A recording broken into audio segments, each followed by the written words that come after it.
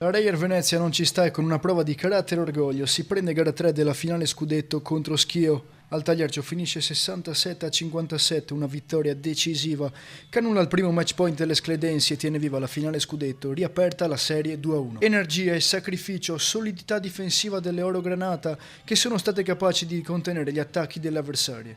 Abbiamo giocato una bella partita, è stata intensa come tutte le altre due e ci siamo portati dietro secondo me dall'altra partita il fatto che a 3 minuti eravamo più 11 penso e poi non siamo stati in grado di rivincere la partita, però secondo me abbiamo imparato la nostra lezione, siamo stati più ciniche questa volta. I playoff